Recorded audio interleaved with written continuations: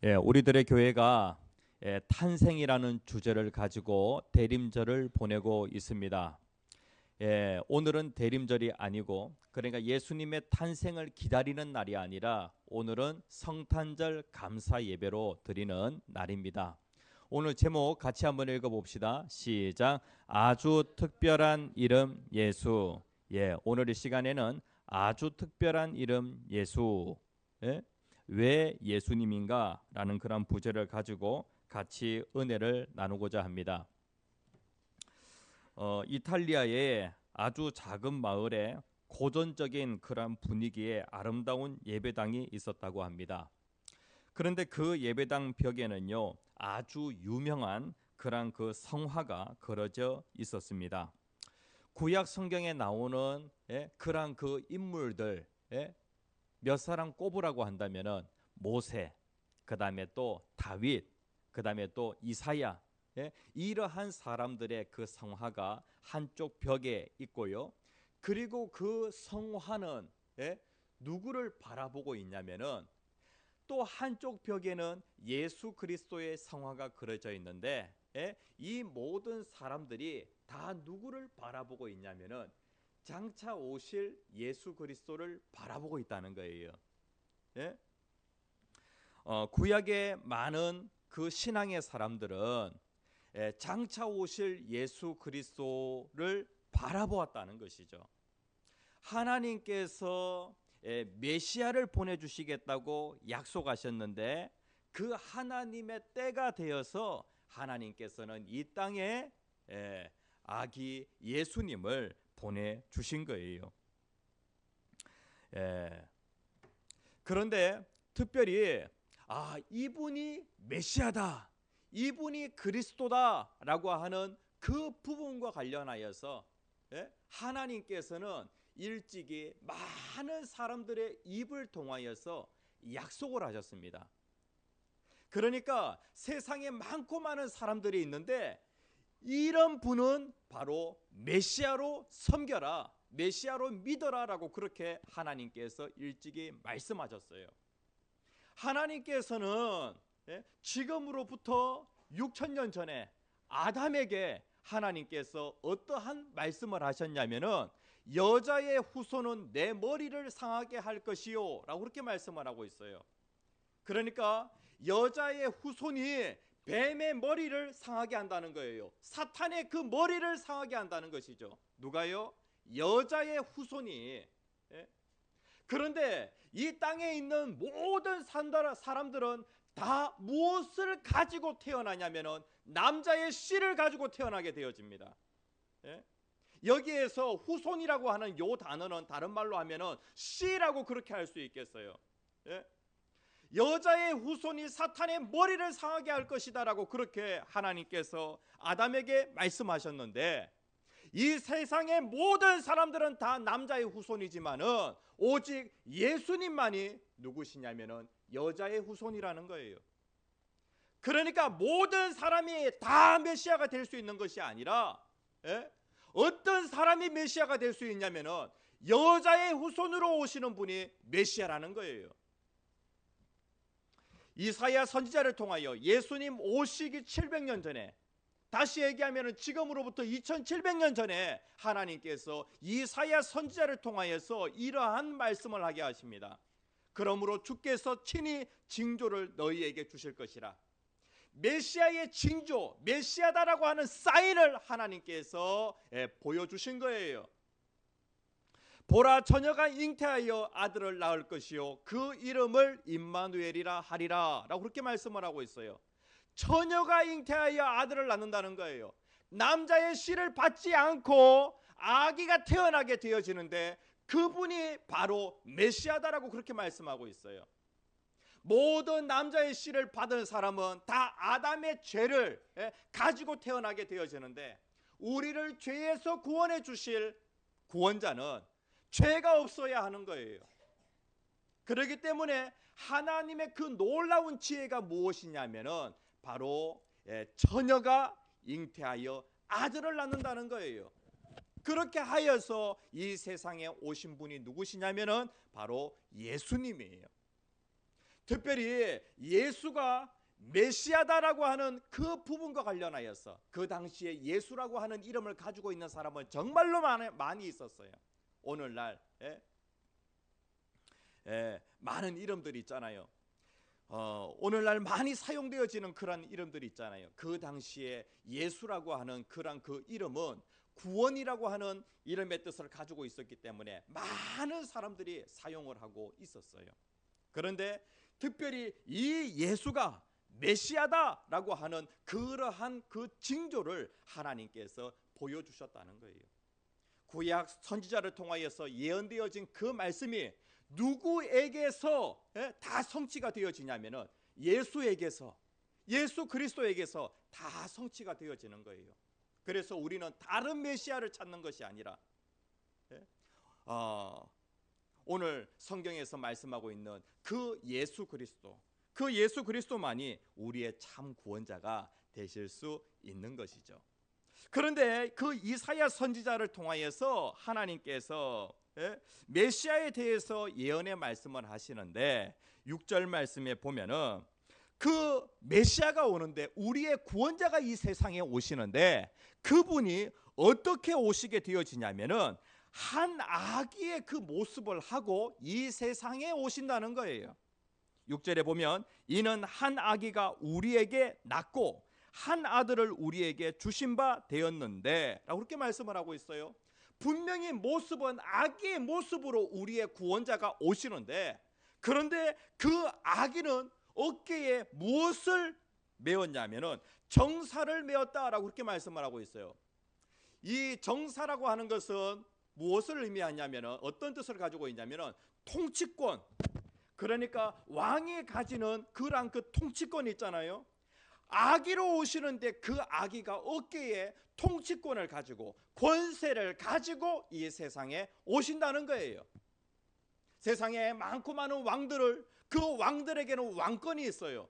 그런데 아기 예수님은 만왕의 왕으로서 왕권을 가지고 이 세상에 오신다는 거예요. 마태복음 28장 18절 말씀에 보면 예수님께서 예수님 자신에 대하여 이렇게 말씀하고 있어요. 하나님께서, 천지 모든 만물을 창조하신 하나님께서 아들 예수 그리스도에게 하늘과 땅의 모든 권세를 주셨다는 거예요. 그래서 예수님은 무엇을 가지고 계시냐면은 하늘과 땅의 모든 권세를 가지고 계신다는 거예요. 이러한 분이 내 곁에 계시는데, 내 곁에 어떠한 분으로 오시냐면은 이러한 분으로 오신다는 거예요. 우리들의 교회 성도님들, 여러분들이 믿고 계시는 그 예수, 여러분들 곁에 계시는 그 예수는 어떤 분으로 이 세상에 오셨냐면은 이러한 분으로 오셨다는 거예요. 그래서 이분이 얼마나 놀라운 아기인지, 그리고 이분이 얼마나 놀라운 그런 그 이름을 가지고 있는지 우리가 그것을 알면서 항상 그분의 영향력, 그 다음에 그분의 영양분, 이것을 받는 저와 여러분들이 되었으면 좋겠어요. 새 번역 성경에는 보면은요, 오늘 우리가 본 이 성경을 조금 더 쉽게 번역해 놓은 새 번역 성경이 있어요. 거기에 같이 한번 읽어봅시다. 한 아기가, 시작. 한 아기가 우리를 위해 태어났다. 우리가 한 아들을, 그는 우리의 통치자가 될 것이다. 그의 이름은 놀라우신 좋은 자, 전능하신 하나님, 영존하시는 아버지, 평화의 왕이라고 불릴 것이다. 하나님께서 우리를 사랑하셔서 예수님을 보내주셨는데, 그 예수님은 어떠한 분이시냐면은 그분은 놀라운 좋은 자, 그 다음에 또 전능하신 하나님, 영존하시는, 영원히 존재하시는 아버지, 그리고 평화의 왕이라고 그렇게 불리워지게 될 것이라는 거예요. 그분이 어디에 계신다고요? 내 곁에 계신다고요. 그분이 늘 나와 함께 하신다고요. 이것을 믿으십니까? 누가복음 1장 32절 말씀에 보면은요, 그 천사 가브리엘이 마리아에게 나타나서 뭐라고 얘기하냐면은 그가 큰 자가 되고 마리아가 낳게 되어질 그 아기가 어떤 아기일 것에 대하여서 천사 가브리엘이 알려주게 되어집니다. 그가 큰 자가 되고 지극히 높으신 이의 아들이라 일컬어질 것이요, 주 하나님께서 그 조상 다윗의 왕위를 그에게 주시리니. 이스라엘 백성들에게 있어서 가장 그 위대한 왕을 한 사람 꼽으라고 한다면 누구를 꼽냐면은 다윗 왕을 꼽아요. 예? 그런데 다윗 왕의 왕위를 하나님께서 누구에게 주셨냐면은 메시아 예수 그리스도에게 주셨다는 거예요. 33절에 보면은 영원히 야곱의 집이라고 하는 것은 이스라엘을 얘기합니다. 이스라엘을 왕으로 다스리실 것이며 그 나라가 무궁하리라 라고 그렇게 말씀을 하고 있어요. 장차 오실 예수 그리스도는 다윗의 왕권보다도 더 강력한 그런 그 왕권을 가지고 이스라엘만 다스리시는 것이 아니라 온 인류를 다스리실 것에 대하여서 천사 가브리엘이 마리아에게 알려주었다는 거예요. 예수님은 이스라엘만 다스리시는 분이 아니시고 예수님은 모든 믿는 자에게, 예수를 믿는 자에게 왕이 되셔서 그분은 내 삶 가운데 네 가지의 그런 이름으로 우리의 삶에 실질적으로 도움을 주시는 그러한 분이시라는 거예요. 아멘. 예수님은 정말로 놀라우신 조언자예요. 여기에 보면 뭐라고 되어 있냐면은 기묘자라 모사라라고 그렇게 되어 있어요. 기묘자라고 할 때 이 기묘는요 어떤 뜻을 가지고 있냐면은 놀라운이라고 하는 그런 뜻을 가지고 있어요. 예? 그리고 뒤에 모사라고 하는 그런 그 단어가 있는데요. 이 모사는 우리가 쉽게 얘기하면은 내가 큰 문제를 만났어요. 그런데 내가 문제를 만날 때 이 문제를 어떻게 풀어야 되지? 어떻게 해답을 찾아야 되지? 이렇게 하면서 걱정하게 되어지잖아요. 그때 우리에게는 누가 필요하냐면은 조언자가 필요해요. 이 문제를 해결해 줄 뭔가 상담자가 필요하다고요. 그런데 예수님은 어떠한 분이시냐면은 우리에게 있어서 가장 좋은 놀라운 조언자가 되어져요. 삼국지를 보면은요 유비에게 모사로서 누가 있어요? 제갈공명이 있었잖아요. 예? 제갈공명은 지혜자예요. 그래서 전쟁이라고 하는 그 모든 문제를 갖다가 그가 지혜로서 모든 것을 풀어가게 되어집니다. 마찬가지로 예수님은 우리에게 어떤 분이시냐면 놀라우신 조언자예요. 요한복음 15장 13절에서 14절 말씀에 보면은 예수님은 나에게 있어서 가장 좋은 친구가 되신다라고 그렇게 말씀하고 있어요. 우리가 어려운 일을 만나게 되어질 때에 친구에게 뭔가 조언을 구할 때가 있어요. 왜냐하면은 친구의 그 말은 공감이 되거든요. 공감. 예?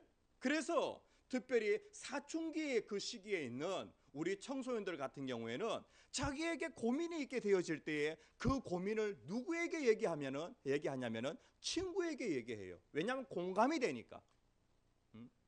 예수님은 우리에게 있어서 친구와 같은 그러한 분이시라는 거예요. 그러니까 다시 얘기하면은 나에 대해서 정말로 공감해 주시는 그러한 분, 그리고 또 나의 문제에 대해서 그 문제를 들어주시는 분이라는 거예요. 요한복음 14장 16절 말씀 같이 한번 읽어봅시다. 시작. 내가 아버지께 구하겠으니 그가 또 다른 보혜사를 너희에게 주사 영원토록 너희와 함께 있게 하느니 라고 그렇게 말씀을 하고 있어요. 예수님은 어떠한 분이시냐면은 보혜사예요. 제자들에게 있어가지고 예수님은 보혜사, 이 보혜사 뜻이 무엇이냐면은 곁에 서 있는 분이라고 하는 그런 뜻을 가지고 있어요. 제자들에게 예수님은 항상 함께 하시는 그러한 분이셨어요. 그런데 예수님이 떠나신다는 거예요. 예? 이렇게 되어지니까 제자들의 그 마음에는 막 불안감이 찾아오게 되어집니다. 예수님이 뭐라고 말씀하시냐면은 내가 떠나고 나면은 또 다른 보혜사를 너에게 보내줄 거야 라고 그렇게 말씀을 하고 있습니다. 또 다른 보혜사는 누구예요? 바로 성령님이시죠. 예? 그러니까 보혜사라고 할 때의 보혜사는 상담자, 카운셀러라고 하는 그러한 뜻을 가지고 있어요. 조언자라고 하는 그런 뜻을 가지고 있어요. 우리들의 교회 성도님들, 여러분들이 인생에 있어서 여러 가지 문제를 만나게 되어질 때에, 저기 그림을 보세요. 그림을 보니까 어떤 한 사람의 그 머릿속이 지금 실타래가 막 얽혀져 있는 것처럼 지금 그러한 상태예요. 그런데 누구를 만나게 되어지냐면은 조언자를 만나게 되어집니다. 조언자. 이 조언자를 만나게 되어짐으로 인하여서 그 막 엉켜 있었던 그 실이 어떻게 되어지냐면은 이렇게 정리가 되어지는 거예요. 예수님은, 내 곁에 계시는 그 예수님은 어떤 분으로 나에게 오셨냐면은 놀라운 조언자로 오셨어요. 예? 여러분들이 문제를 가지고 예수님에게 나아가면은 예수님께서 반드시 그 문제를 해결해 주실 것입니다. 히브리서 4장 15절에 있는 말씀 같이 한번 읽어봅시다. 시작. 우리에게 있는 대제사장은 우리의 연약함을 동정하지 못하실 리가 아니요. 우리에게 있는 대제사장은 누구예요? 예? 바로 예수 그리스도예요. 예수 그리스도는 우리의 연약함을 공감하신다, 동정하신다 라고 그렇게 말씀을 하고 있어요. 마치 좋은 친구와 같이 나에 대해서 충분히 공감하시고, 예? 그리고 또 그분은 지혜가 있으셔서 내 삶 가운데 여러 문제들 가운데 가장 좋은 조언을 해주시는 그러한 분이시라는 거예요. 죄짓 맡은 우리 구주 어찌 좋은 친구인지, 나의 죄의 그 문제를 맡아주신 그 예수님은 나에게 있어서 가장 좋은 친구라는 거예요. 그래서 이사야 선지자가 예수님 오시기 700년 전에 장차 오실 메시아는 어떠한 분이시냐면은 놀라운 조언자로 우리 가운데 함께 하실 분이야 라고 그렇게 예언의 말씀을 하고 있는 거예요. 정말로 예수님은 그런 분이십니까? 예. 당근하네요, 당근. 예. 그리고 두 번째로 보면은요, 기묘자라 모사라 라고 그렇게 말씀을 하고 있어요. 다시 얘기하면은 놀라우신 조언자라, 그리고 전능하신 하나님이라 라고 그렇게 말씀을 하고 있어요. 아기로 오시는 그 구원자가 누구라고요? 하나님이라는 거예요. 전능하신 하나님이라는 거예요. 예? 하나님이 아기로 오시다니 믿어져요? 예? 그 아기로 오시는 그분은 그냥 평범한 아기가 아니라 본질적으로 그분은 하나님과 동일한 아기라는 거예요. 그러니까 우리가 예수님을 하나님의 아들이라고 하니까 하나님보다 조금 질적으로 낮은 그런 그 위치에 있는 그러한 분 아닌가라고 그렇게 생각이 되어지는데, 성경에서 하나님의 아들이라고 하는 요 단어는요 어떠한 의미를 가지고 있냐면은 개나 그 다음에 개의 자식이나 동일한 개의 종자를 가지고 있어요.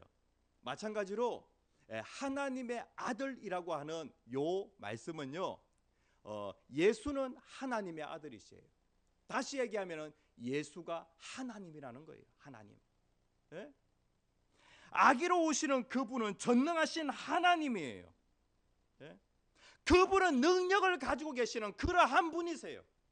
평범한 아기로 오셨지만은 내가 정말로 어려운 상황 가운데 있을 때에 그분은 능력이 있어서 나를 직접적으로 도와주실 수 있는 그러한 분이세요. 우리가 어떻게 하나님을 볼 수 있어요? 하나님께서 직접 사람이 되셔서 우리 가운데 오심으로 하나님이 어떤 분이신지 예수 그리스도를 통하여 우리에게 분명히 보여주셨어요. 예수는 하나님이에요. 평범한 아기가 아니라 그분은 하나님과 본질이 동일한 그러한 그 하나님이시라는 거예요. 우리는 매일매일의 삶 가운데 예수님의 그 영향력 안에서 우리가 살아가고 있습니다. 예? 인류 역사를 나누게 되어질 때에 인류 역사의 그 분기점이 무엇이냐면은 바로 저기 한 아기가 있죠. 한 아기의 탄생이 인류의 분기점이라는 거예요. 그 아기는 그냥 평범한 아기가 아니라 하나님과 동일한 전능하신 하나님이시라는 거예요. 그래서 이 세상의 역사는 누구를 중심으로 하여서 역사가 흘러가냐면은 예수를 중심으로 하여서 역사가 흘러가는 거예요. 그래서 예수님 탄생 이전을 기원 전, 그 다음에 예수님 탄생 후를 기원 후, BC, AD라고 그렇게 하는 거예요. 우리는 2024년을 살아가고 있어요. 이 말은 곧 무슨 말이냐면은 그리스도 안에서 2024년을 살아가고 있다는 거예요. 누구 안에서? 그리스도 안에서. 그분이 누군데요? 그분은 사람이면서 완전한 하나님이세요. 그분 안에서 2024년을 살아가고 있다는 거예요. 그리고 이사야 선지자는 장차 오실 그 메시아는 영원히 존재하시는 아버지라고 그렇게 말씀을 하고 있어요. 신을 향하여서 하나님을 신이라 부르는 사람과 하나님을 아버지라 부르는 사람은 그 인생에 있어서 차이가 있어요. 그렇어요? 정말로 그렇죠. 우리는 하나님을 신이라고 부르지 않고 신이시여라고 그렇게 부르지 않고 하나님을 아버지라고 그렇게 불러요. 그런데 아기가 누구라고요? 아버지라는 거예요. 장차 오실 그 아기는 영원히 존재하시는 아버지라는 거예요. 이 땅에 계시는 아버지는 영원히 존재하세요? 아버지가 아직까지 살아 계시는 분. 우리 수일학교 학생들 아버지 돌아가셨어요? 아버지 여기 계시는데. 우리 성도님들 아버지를 일찍 여의신 그러한 분들도 계시죠. 이 땅에 계시는 아버지는 그러한 아버지시라고요. 그런데 우리 곁에 계시는 그 예수님은 영원히 존재하시는 아버지세요. 아버지라고 할 때에 아버지는 어떠한 분이시냐면은 나의 보호자가 되시는 그러한 분이에요. 내 인생에 있어가지고 나를 실질적으로 도와주시는, 내 필요를 채워주시는 그러한 분이 바로 아버지예요. 마태복음 6장 26절 같이 한번 읽어봅시다. 시작. 공중의 새를 보라. 심지도 않고 거두지도 않고 창고에 모아 들이지도 아니하되 너희 하늘 아버지께서 기르시나니 너희는 이것들보다 귀하지 아니하냐. 하늘에 계신 아버지께서 하늘을 알고 있는 이 새들도 하나님이 기르신다는 거예요. 미물에 불과한 아주 천한 이러한 그 공중의 새도 하나님이 기르시는데 하나님의 형상대로 지음받은 너희들을 하나님이 귀하게 여기지 아니하시겠느냐라고 그렇게 말씀하고 있어요. 하늘 아버지가 우리를 지금도 귀하게 여기시고 우리를 돌보시고 계신다는 거예요. 그 영원히 존재하시는 아버지가 누구라고요? 바로 예수님이라는 거예요. 아버지에게 여러분들이 구하면은 얻을 수 있는 것처럼 여러분들이 아버지에게 그 예수 그리스도에게 여러분들이 구하게 되어지면은 하나님께서는 여러분들에게 가장 좋은 것을 주시는 그러한 분이세요. 마태복음 7장 11절 같이 읽겠습니다. 시작. 너희가 하물며 하늘에 계신 나의 아버지께서 구하는 자에게 좋은 것으로 주시지 않겠느냐. 하늘에 계신 너희 아버지, 아버지께서는 내 인생 가운데 가장 좋은 것을 주신다는 거예요. 그분이 바로 누구시냐면은 예수 그리스도라는 거예요. 그러니까 아버지 하나님과 아들 예수님과 성령님은 동일한 한 분이세요. 동일한 한 분. 그런데 그 하나님이 사람의 몸을 입고 이 세상에 오시는데 그분이 누구시냐면은 영원히 존재하시는 아버지와 본질적으로 동일하신 그러한 분이시라는 거예요. 예?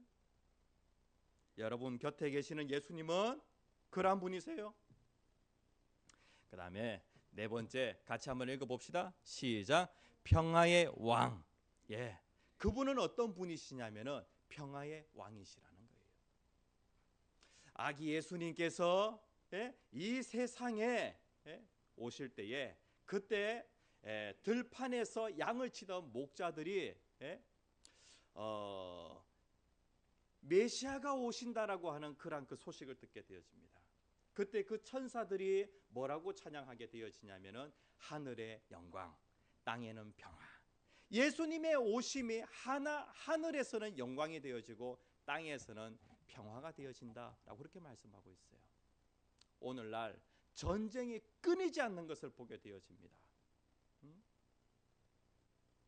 러시아와 우크라이나 그 사이에 전쟁이 있고, 그리고 또 중동에서도 또 언제 전쟁이 터질지 모르고, 그리고 또 동북아시아 이 지역에서도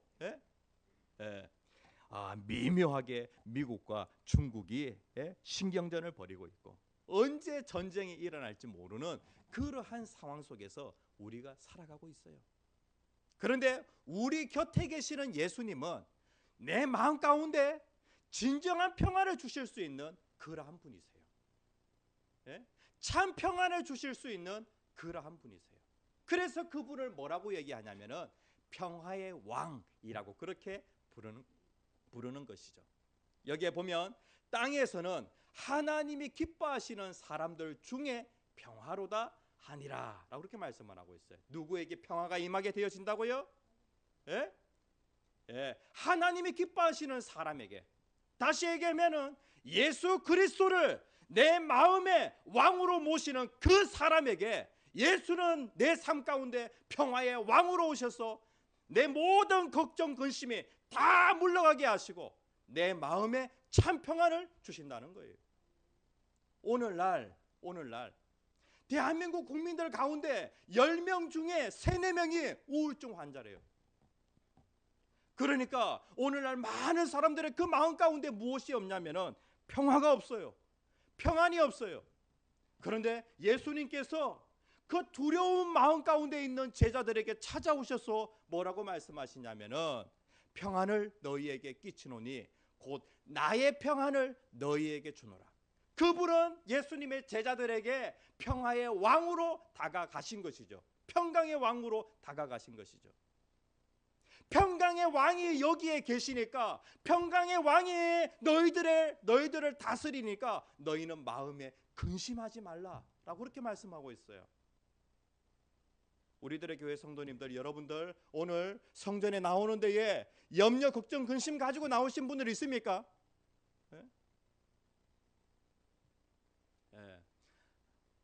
부모에게도 또 부모 나름대로의 걱정이 있고, 또 자녀들에게는 자녀들 나름대로의 걱정이 있고, 학생에도 걱정이 있고, 직장인에게도 걱정이 있고, 모든 사람들에게 다 걱정이 있는 것을 보게 되어집니다. 그런데 내 곁에 계시는 예수님은 어떤 분이시냐면은 평강의 왕이에요. 내 마음에 진정한 평강을 주실 수 있는 그러한 분이시죠. 빌립보서 4장 6절에 있는 말씀 큰 목소리로 같이 한번 읽어봅시다. 아무것도 염려하지 말고 다만 모든 일에 기도와 간구로 너희 구할 것을 감사함으로 하나님께 아뢰라. 그리하면 모든 지각에 뛰어난 하나님의 평강이 그리스도 예수 안에서 너희 마음과 생각을 지키시리라. 아멘. 하나님의 평강이 그리스도 예수 안에서 우리의 마음과 생각을 지키신다는 거예요. 예수는 평강의 왕이십니다. 그래서 한 아기애가 우리에게 났어요. 그런데 그 아기에게는 왕으로서 다스릴 수 있는 통치권을 가지고 있죠. 권세를 가지고 있죠. 그리고 그 분은 내 곁에 계셔서 어떠한 일들을 하시냐면은 놀라운 조언자로서, 그 다음에 또 전능하신 하나님으로서, 영원히 존재하시는 아버지로서, 평강의 왕으로서 세상 끝날까지 저와 여러분들과 함께 하신다는 거예요.